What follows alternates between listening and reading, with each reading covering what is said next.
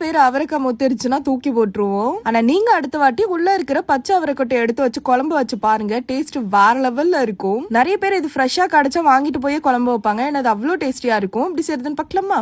கடாயில 5 table spoon போல எண்ணெய் ஊத்திட்டு 1 ஸ்பூன் கடுகு, 1/4 ஸ்பூன் அளவுக்கு வெந்தயம் சேர்த்துக்கோங்க. 2 பெரிய சைஸ் வெங்காயம், 3 கொத்து கருவேப்பிலை சேர்த்து நல்லா வதக்கிக்கலாம். 2 மீடியம் சைஸ் தக்காளி, ஒரு 3 கொத்து போல கொத்தமல்லி சேர்த்து நல்லா வதக்கிக்கலாம். 2 டேபிள் ஸ்பூன் அளவுக்கு குழம்பு மிளகாய் தூள், 1 ஸ்பூன் வெறும் மிளகாய் தூள், தனியா தூள், 1/4 ஸ்பூன் அளவுக்கு மஞ்சத்தூள், 1 ஸ்பூன் அளவுக்கு கல்லுப்பு, இது எல்லாத்தையும் சேர்த்துட்டு லோ ஃபிளேம்ல வச்சுட்டு 1 நிமிஷம் போல நல்லா வதக்கிக்கோங்க. இப்ப இதுல நம்ம பச்சை அவரைக்கொட்டை எடுத்து வச்சிருக்கோம் இல்லையா, அதை சேர்த்துக்கலாம். மிக்ஸ் பண்ணிட்டு 1.5 கிளாஸ் அளவுக்கு தண்ணி ஊத்திக்கோங்க. உப்பு கரெக்டா இருக்கான்னு செக் பண்ணிக்கோங்க, பத்தலனா கொஞ்சம் சேர்த்துக்கலாம். மீடியம் ஃபிளேம்ல வச்சுட்டு க்ளோஸ் பண்ணிடுங்க. நல்லா கொதி வரட்டும். ஒரு சின்ன நெல்லிக்காய் சைஸ் அளவுக்கு புளி எடுத்திருக்கேன், அது நல்லா கரைச்சி எடுத்து வச்சுக்கலாம். இந்த மாதிரி நல்லா கொதிக்கும் போது அந்த தண்ணி ஊத்திக்கோங்க.